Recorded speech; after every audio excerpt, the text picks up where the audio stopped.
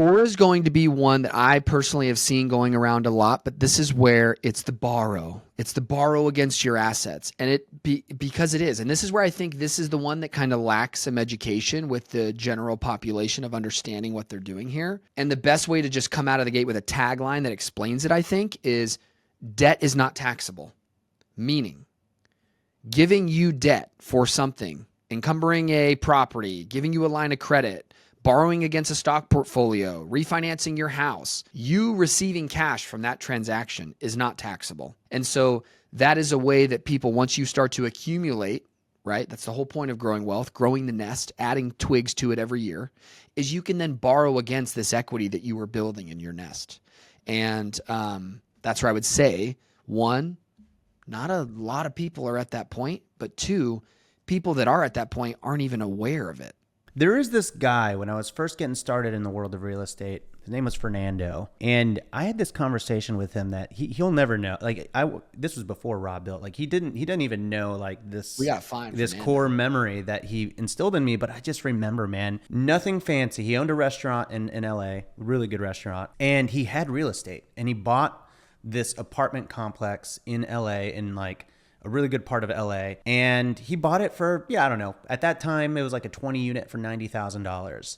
But as LA became LA, it would be worth 200 and then 300 and then 400. And he would go and he would refinance out and basically get, if it was worth 90 and he owed 75 when he bought it, but then it jumped up to 300K, he would go and pull out 75% of that, which I don't know. I think that we'll say like 200,000. And now he had this like $100 and something thousand like equity that he just pulled, and he would use it to finance his life, like in a good way. Like he would buy a new house. He would remodel his backyard. I remember I went to his backyard. He had the most beautiful backyard I've ever seen. I'm like, how did you pay for this? He goes, oh, I did a cash out refi on the apartment complex a few years ago. And I was like, but when you do that, don't you pay more on your mortgages? Like, how does that work? He goes, well, yeah.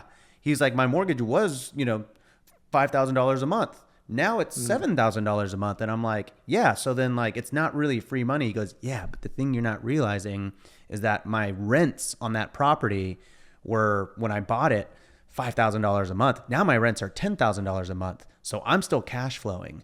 And he would basically just always go and like, now this apartment complex is worth $2, $3, $4 million. He's cashed it out 5, 6, 7 times. Exactly. But his cash flows always cover the new debt. And he just always had nice things. Now, I'm not saying that that's the right approach to real estate and, putting yourself more in debt just to fund your life. But at the same time, he lived this lifestyle where he could always provide for his family. He bought his kids houses. He paid for his kids' education. And it was always through refis from his houses because he was always cash flowing, no matter how much debt he took out on it. And I think it's kind of crazy, honestly. Yeah, you're building it into the margin, just as you said. It's like, hey, well, now your mortgage goes up $2,000, but he's like, yeah, I'm not worried because sure, instead of having $5,000 a month in free cash flow from the rents that I receive, maybe it's $3,000 now, but I have a $100,000 backyard. Yeah. He didn't care. He did not care about the cash flow. Like he liked having this like $1,000, $2,000, $3,000, $4,000, $5,000 of cash flow for sure. Who wouldn't like that? But he was in it for these $200,000 swings where he's just like, great, what do I do with $200,000 now? Now, like I said, don't read this as me saying go buy like a Lamborghini with your funds or anything. Like I'm young. My philosophy is cash out and go put it into another property and just keep playing this game and accumulate your wealth.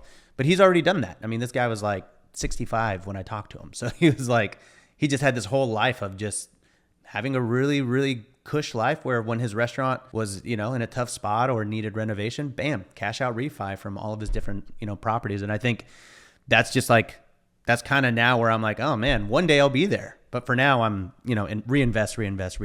Well, you're in the grind, right? Just like I am.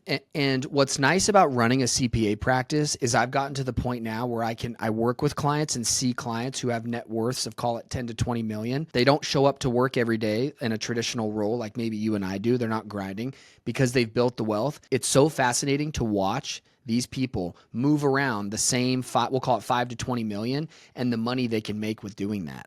Because you've grown your balance sheet, you've grown your assets enough where you can borrow, you can pay this down. And so it becomes that is their work, is moving around the assets that they've accumulated in a strategic way to keep taxes low and still maintain their lifestyle. And it works. It happens. Hey, by the way, if you liked this conversation, I've got good news for you. There's way more where that came from. If you want to watch the whole thing, click right here.